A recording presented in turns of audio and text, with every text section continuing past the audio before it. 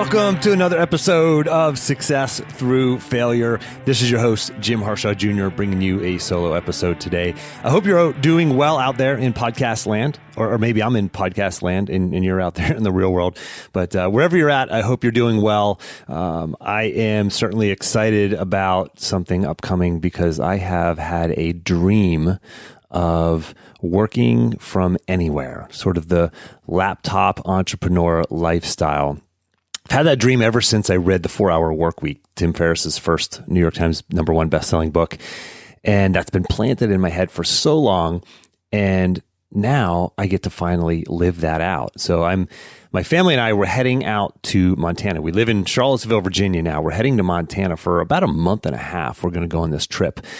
And it's something we had been talking about and planning for a long, long time. And then the whole COVID-19 thing came along. And now I think things are starting to open up. And I think we can do this in a safe fashion. Certainly going to look a little bit different than we had originally planned it. But we have some in-laws out there and we're going to spend time with them. But anyway, we're heading out there soon. So we're super excited about that. But this has been a long time coming. It was about, 2008 or so, when this seed was planted in my mind and this dream got planted. And I've had a lot of failures along the way. As a matter of fact, the business that I thought was going to give me this lifestyle was called Riot Sports Marketing.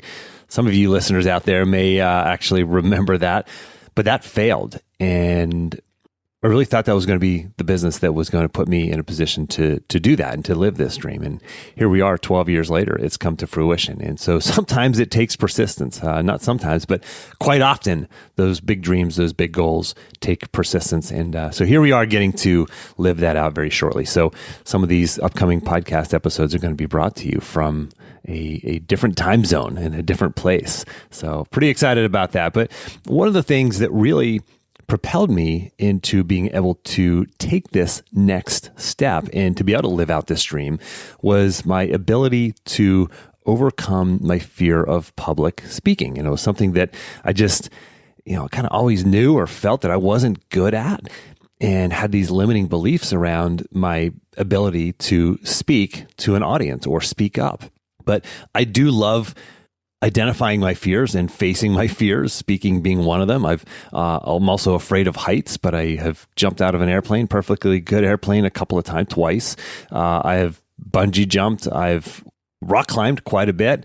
And so I've done a lot of things to face those fears, and I enjoy doing those types of things. And this was just another one. So I want to take you through that journey and teach you a few lessons that hopefully will save you some of the failure and frustration and setback and anxiety and fears that I had, as well as give you a framework for how to do it. Like, what do you do? Like, what's the plan that you can put in place to help you become a better public speaker, but also the tactics and framework for creating a talk, right? And whether that talk is at a friend's wedding or at a eulogy or for a sales presentation or at a major conference or just for 3 colleagues who you work with, right? So I want to give you a framework for creating communication that's going to resonate with people, increase your influence, position you as an expert, and give you a platform for moving your career forward, but also putting you in a place to give successful talks in your personal life as well. So that's the why. I want to give you the why. I want to give you my story and then also the how. Okay, so those are the 3 things that we're going to cover in this episode. I already gave you some of the whys, right? Weddings, eulogies, sales presentations, maximizing your influence and positioning yourself as an expert. Also growth, right? We all love to grow and conquer fears. If we always are moving forward, we feel satisfied, right? That's a necessary piece of satisfaction in living a fulfilling life, is to feel like we're growing in some way, right? Personally, professionally, it doesn't matter. And listen, most people are never going to really step out and want to speak publicly. Most people have a fear of it. It's well documented that it's one of the most common, or maybe the most common fear that people have is speaking in front of groups, speaking publicly. So this will differentiate you. So there's so many whys, right? Those are all the sort of positives, but I'll give you the negative too. Like, if you don't brush up on this skill, if you don't have solid public speaking skills, you are going to be put into a place sometime where you have to speak. You're required to do it. And if you have poor skills there, they can hold you back, right? So developing the skills can propel you forward. Ignoring them can hold you back.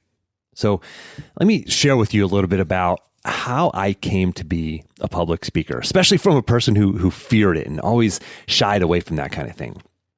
So my job at the University of Virginia, I was a major gift officer raising millions of dollars for University of Virginia athletics. And I was kind of in my element there, right? I'm a former All-American athlete, 3-time ACC champion, former assistant coach there, and I'm kind of the guy who came back to his alma mater and got to serve in this role. So I was very much in my element, right? I have 2 degrees from the school, like very much in my element, working in the athletic department, telling the story of student athletes, telling the story of coaches.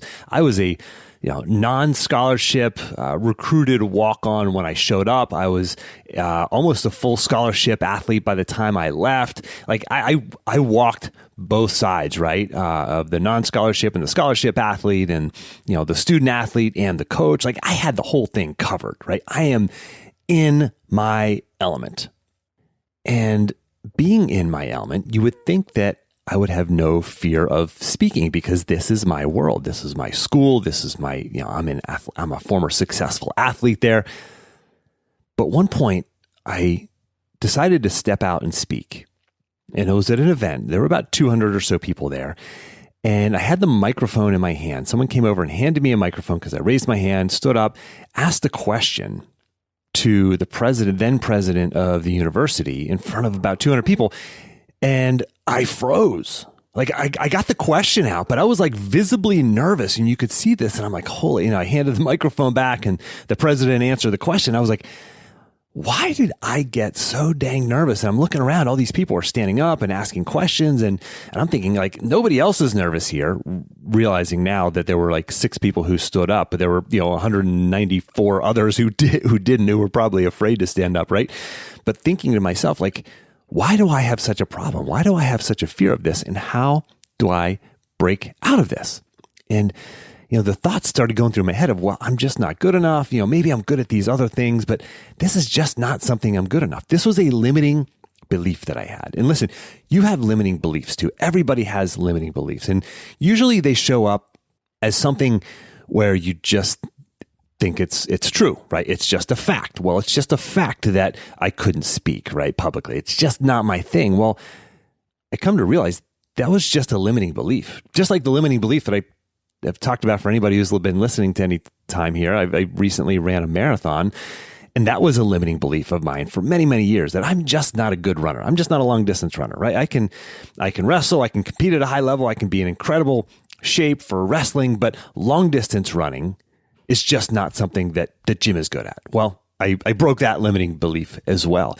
But this limiting belief starts, just sort of welling up and saying, okay, Jim, you're just not good enough at this.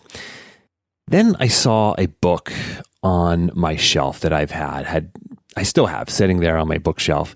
And it is a book about becoming a better public speaker. It's The Art of Public Speaking by Dale Carnegie. And in that book, I picked up that book one evening and I was flipping through it, and it talked about, because I hadn't read this book to this point, but I had it on my shelf and I knew that this is something that I wanted to get better at, but I never really committed to it. But it talked about being skilled at public speaking is really a matter of practice and knowledge and skill, and that anybody can beat stage fright and nerves and fear.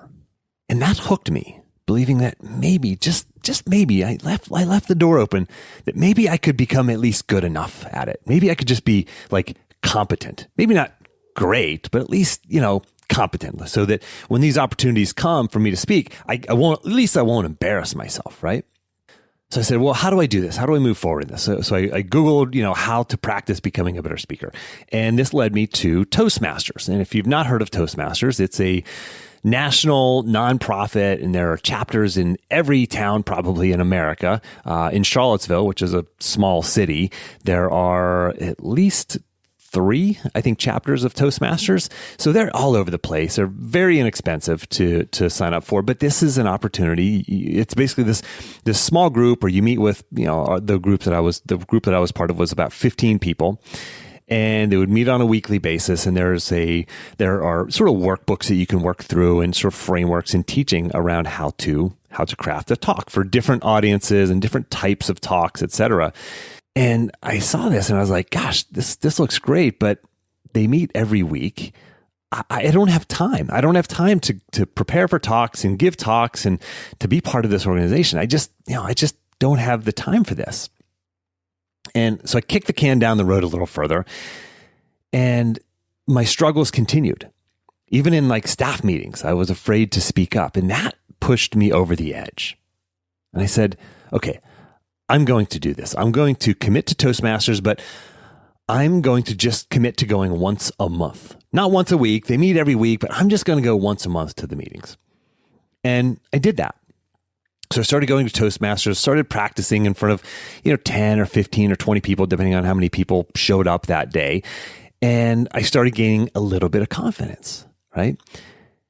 And then one day I'm driving to work and I never listen to this radio station, this one radio station. I flipped over to it for some odd reason. It's funny how these things work out when you look in hindsight. But I flipped over this radio station as I was pulling into the parking lot of where I was working. It was my office was in the football stadium at the University of Virginia. And I was pulling into the football stadium and I hear this advertisement it's a public service announcement about, hey, Charlottesville has one of the largest TED events in the world, TEDx events. There's thousands of these, I think over 10,000 events in the world now. And Charlottesville is among the 1% of largest TEDx events in the world. And they have a slate of amazing speakers from all over the world they're bringing in, and they're looking for one community speaker, and anybody can apply. And I'm like, man, I would love to apply, but I got one of those days right now where I've 12 hours of work to do in an 8-hour day. I just don't have time to even apply. And the application deadline was that night, 5 p.m. But I pulled into the parking spot and I jotted down some notes on a notepad, and I said, well, if I do get a chance to submit an application, these are the 3 bullet points I would talk about. And about 3:00 that afternoon, it was nagging me so much that I had given up on applying for this opportunity, this chance to test my skills and step into my fear, right? The fear of heights. This is an opportunity to test your fear, to apply for this like kind of big time speaking opportunity. And so 3:00 that afternoon, I run out to my car, I sit down, I hold my phone in front of my face, and I shoot a 2-minute video. And that video is sort of my here's what I would talk about if you chose me. Right? And I submitted it. Apparently about 65 other people submitted videos as well. And about a week later, I got an email saying, hey, 65 people applied. We chose 25 people, and all 25 of you get a 4-minute opportunity to speak in front of a group of whoever shows up at this one sort of smaller venue, but the venue held about 500 people. And we're going to let the audience decide. This is an open mic night. So I'm like, oh my goodness, now I'm going to speak in front of hundreds of people. I'm so nervous, but I'm excited at the same time, right? Again, facing a fear and getting to step into this fear. And so it's about 2 weeks I have to prepare for this. And I kind of hone my talk and, make it a 4-minute talk. And what I realize is a friend of mine had actually won the prior year, a guy who I knew. And his name's Darius Nabors, Darius Nabors. And I'm going to put that, I'm going to ask Leica to put this in the action plan. By the way, you can get the action plan from this episode. Just go to jimharshawjr.com/action. Have all the bullet points and all the how-to at the end that I'm going to share too. But Darius, he has a website, 59in59.com, 59 weeks, 59 parks. And he actually traveled to 59 national parks in 59 weeks. So very cool website. I definitely recommend you check out Darius Nabors. But anyway, I called up Darius. I said, hey man, you won this open mic night last year. How did you do it?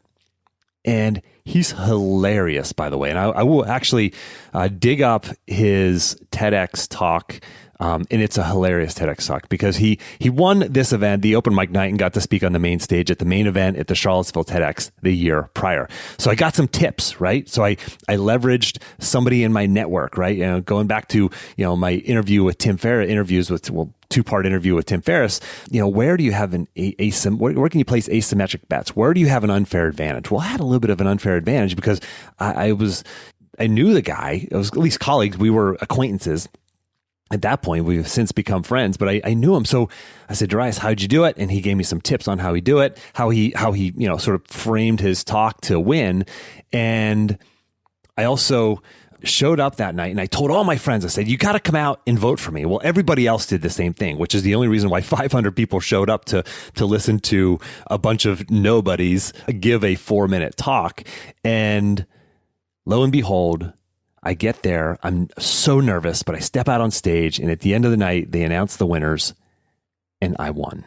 I was excited and scared as heck. Now, a month later, I felt like I had to, or I was like, oh my gosh, like I get to, but also have to, like there was fear and excitement at the same time. Speak in front of an audience of about 1,000 people on the main stage at a larger venue. It's going to be streamed worldwide, and this has to be the talk of my life. So I went from total fear of speaking, not even wanting to practice or get any better, to just taking steps forward. And all of a sudden, I'm on the main stage at a major TEDx event. Now, I love the quote, you can't stumble into something unless you're moving forward. You can't stumble into something unless you're moving forward. I stumbled into this, but I would have never stumbled into it had it not been for fear and failure in moving forward, moving into that fear. I didn't know where this path was going to take me. You never will, but you have to move forward, right? And now listen, I'm going to step out of the conversation about public speaking for just a second, because this goes for any part of your life. Move forward. It almost doesn't matter what you do. Just pick something, move forward, connect with a person, call your Darius neighbors, right? Call somebody who has done what you want to do.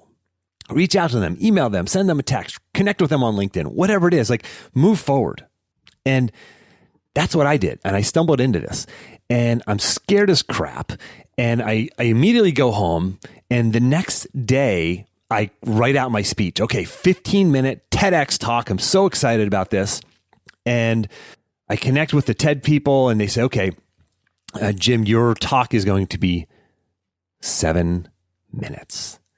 And I'm like, 7 minutes? Like everybody else gets 15 minutes. Why do I only get 7 minutes? I'm so bummed. And they say, well, Jim, we're also going to assign you a coach, a speaking coach. And so they assigned me with this amazing woman, Susan McCulley. Shout out to Susan.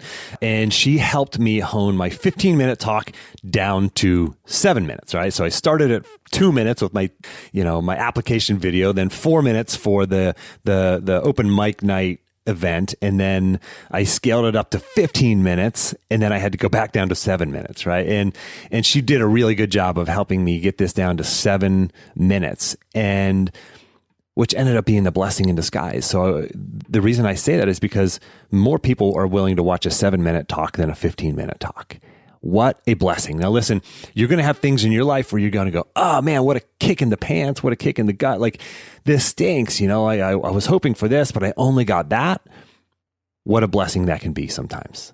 You'll never know what that blessing is until later on. You'll be able to look back on it. But I want you to consider something in your life right now where you're like, man, this really sucks. And say, maybe, just maybe, I'll look back at this down the road and then there's a blessing. And maybe you can see that blessing right now. So I got to work with a coach. This is my first experience outside of athletics working with a coach. And she helps me craft this talk. And I get an opportunity. I've shared this before on the podcast, but I'll share it again right now briefly. About 1 week before the main event, so this is about a month after the open mic night, I get an opportunity to speak to a large group of about 100 people at the University of Virginia. And they say, hey, Jim, we'd like you to talk about athletics, but also failure, because your talk is about, my talk is titled, Why I Teach My Children to Fail. And they were like so excited. And so it was about 25-minute talk they asked me to give. And I tried to blend my TEDx talk in with sort of a larger talk about Virginia athletics. And I totally failed. I bombed. I bombed like to the point where like I practically had a nervous breakdown in front of 100 people. This is like everybody's biggest fear whenever they're thinking about public speaking. Well, it happened to me and I lived through it. All right. It was terrifying and it was terrible. But I stumbled through and I kind of regained my composure, found my spot. And I'm thinking, oh my goodness, a week from today, I'm supposed to give the talk of my life. I'm working with a coach and people believe in me and they trusted me and they voted for me and they thought I'm supposed to do a good job. And I'm feeling this pressure. Well, that day slowly gets closer and I'm practicing. I must have practiced my speech 50, 60, 75 times. I practice over and over and over. And the main day comes. And this event is like big time. They have all these amazing speakers and, people pay a lot of money and they sit all day and they watch these great speakers all throughout the day. And there's like a green room. And then there's like right before like couple, when you're a couple people in the hall or on deck, you have to go and get makeup done. They mic you up and they do all, this is like showtime, right? And you step out on stage and I'm looking at 1,000 people, a huge timer right in front of me. And they introduce me and everybody cheers and the lights are on and I'm blinded by the lights. And this is my moment. And I nailed it. And if you've never seen my TEDx talk, I recommend you check it out. We'll put the link in the action plan. Again, jimharshawjr.com/action. And I nailed it. Right. And this set off a bunch of other opportunities for me to speak.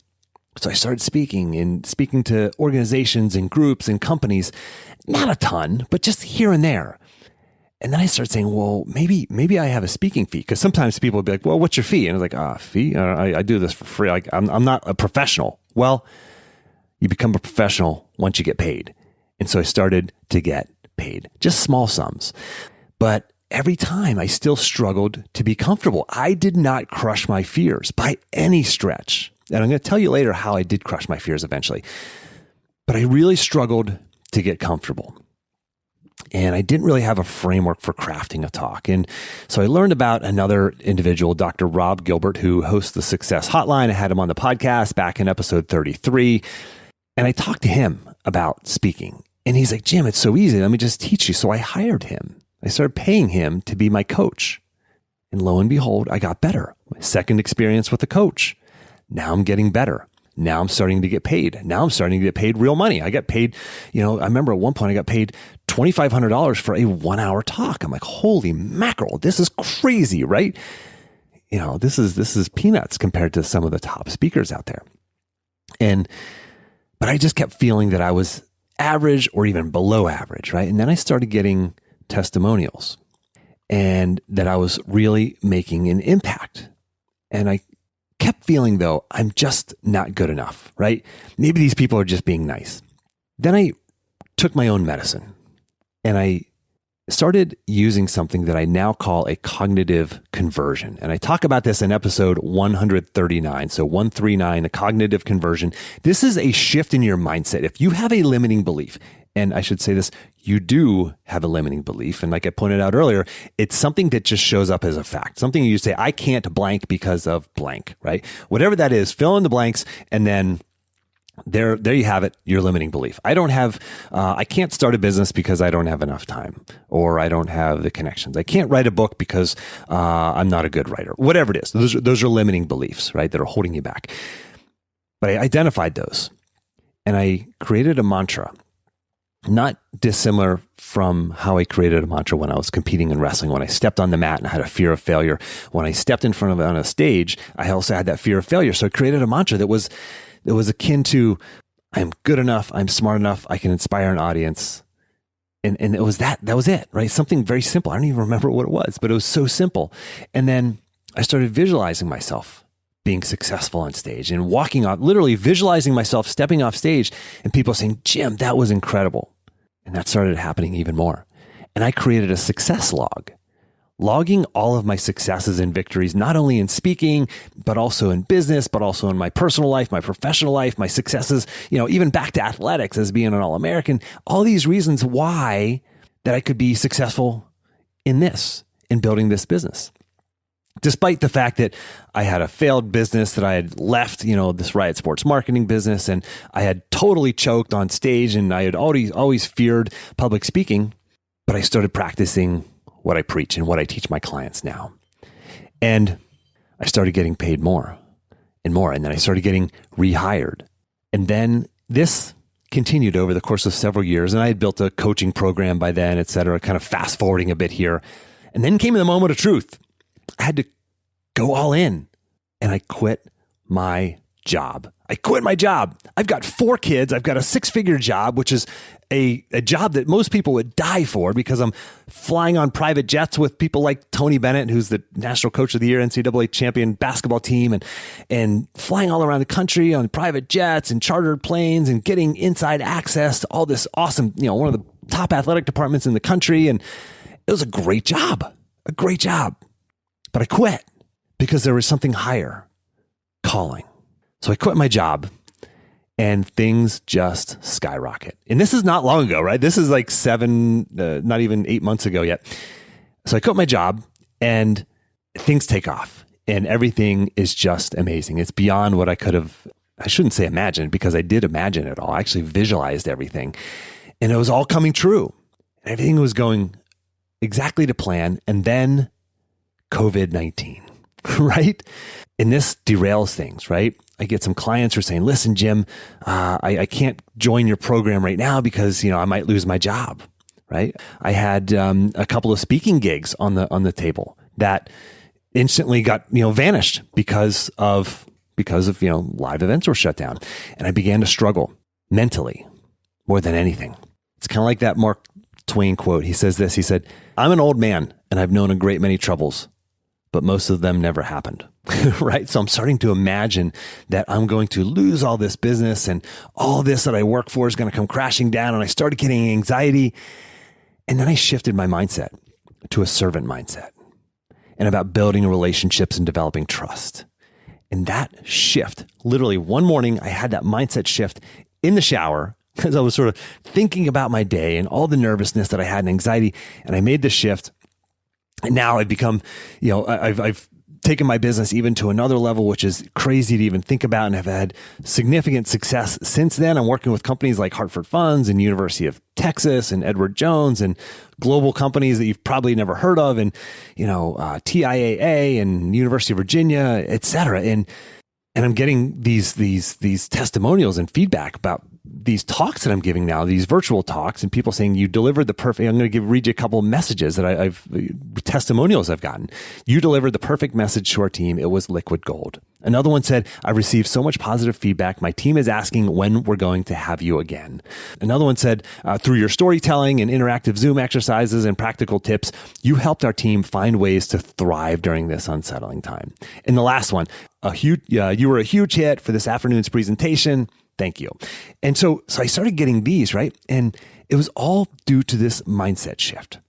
And it was all through this process of struggle and failure and setback that finally got me to this point. So I'm going to give you a framework now to save you the sum of the adversity and failure and setbacks and headaches, because it's absolutely a requirement along the way to be successful. So I'm going to give you a few things, a few bullet points now to help you deal with nerves, also to help you sort of frame a talk that will be impactful, that will help you in your career or in your personal life. And it will also help you find confidence in an area you may not have confidence in right now. Okay, so 2 things. Number 1, I'm going to help you with nerves. Okay, serve. Okay, this is not about you. This is about serving your audience. One of the things that I do before I go on stage is or even just these virtual talks that I'm doing now, is I literally visualize myself on my knee serving this audience. I love this quote. I just heard this quote during I was doing a Calm meditation, using the Calm app. And I read this quote from H. Jackson Brown. He said, remember that everyone you meet is afraid of something, loves something, and has lost something. This type of quote helps you remember that everybody here is a real person. I don't care who they are, how amazing they are, how much money they make, or if they're the CEO or whatever they're afraid of something. They love something and they have lost something. You can serve them. All right, that's number one. Number two, make them laugh. Find a joke, either a joke from something that happened, that day to you or at the event or to the audience or something like that, or pre-plan, like something that'll make them chuckle, right? That's number two. Number three, that helps me deal with my nerves. I remember this is just a short part of my day, right? If it's a 15-minute talk or an hour-long talk, doesn't matter. This is just a small part of my day. Another one is, you've already won. I remember that I've already won. And that can be just remembering that you've already won, and by having gratitude. For me, I live in America, I live in a great community, and just so blessed and thankful for my family, etc. If you're a follower of Christ like I am, then you certainly have already won. Right? You have nothing to worry about. I love the phrase, no longer a slave to fear, for I am a child of God. Like, I rely on that one whenever I step on stage or step in front of an audience.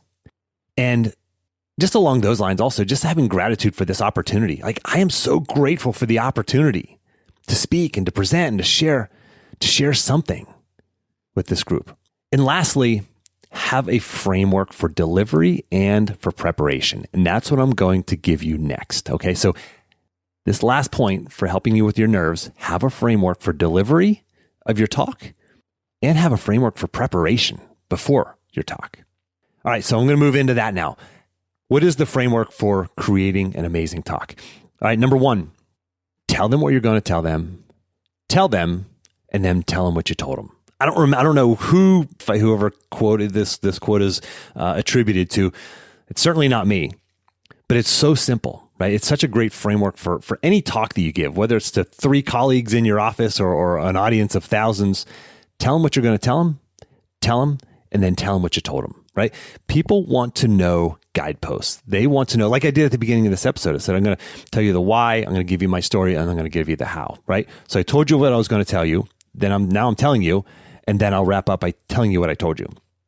So people want to know guideposts. You ever listen to a speaker and you're like, where is this going? What's the point of all this? Do I even know? Like, people want to know, right? So pay attention to yourself when you're listening to other speakers, and you'll see that. All right, number 2, you must have the mindset of serving your audience.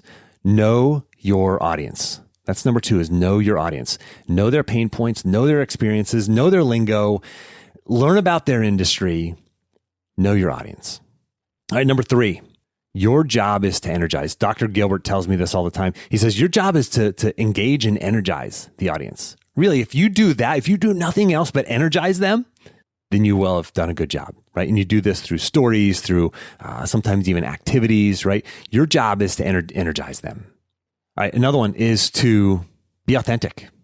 This is number 4, be authentic. Share something that makes you real. And I hope I did that with you today because, I shared with you that I failed. I totally have fallen on my face in talks before, totally fearful. I've been there. And hopefully that makes me just a real normal, like, hey, if this guy can do it, anybody can do it. So be authentic, be genuine, right? Share something. Another one is number 5, don't rely on PowerPoint. Like, you can use PowerPoint, but don't have a ton of words on the slides. I use Guy Kawasaki's framework for PowerPoint presentations. And that is this: 10 slides, 20 minutes, 30 font. All right, this is for pitching for venture capital, but it's relevant to us here as well. 10 slides, 20 minutes, 30 font, right? So minimal number of slides, and the length of the presentation, he says 20 minutes for making a pitch, right? But your talk is going to be, whatever time frame you have. It might be 10 minutes, it might be an hour, but minimal slides, and then 30 font, like big font. You shouldn't have a lot of words. You shouldn't have, tons of bullet points and lots of words for people to read. That would just lose your audience. So minimal PowerPoint. Number 6, practice. Go to Toastmasters or join Toastmasters. You can go for free to check out a meeting, but Google Toastmasters, look them up on the internet and for the local chapters in your town, or just find a way to speak up at a staff meeting or call a meeting of just 3 or 4 or 5 of your colleagues. Practice. And lastly, get a coach. Get a coach, right? Find somebody who can help you. Find a coach, or at the very least a mentor, because there's no reason for you to have to go this alone. I have a coach for myself, right? I have a speaking coach. I also have a business coach. and the business coach is a cross between sort of like I do, executive and life coaching. And it's extremely valuable to me. And that's the only reason I got to this point. So I encourage you to consider all of those. Most importantly, at the end, pay somebody, hire somebody to help you.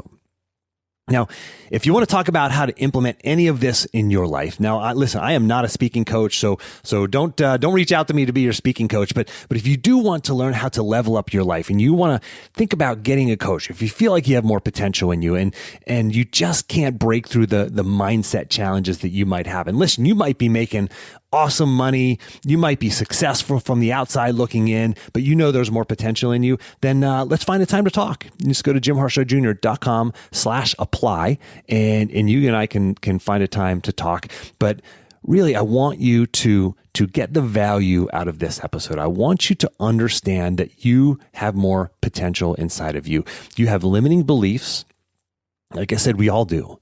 And if you can figure out how to break those limiting beliefs, it will help you release the parking brake that you're driving with right now in your life. So I look forward to the opportunity to be part of your success journey. Again, if you have questions, you want to learn about how to implement what I'm talking here mindset-wise into your life and structure-wise into your life, jimharshawjr.com/apply.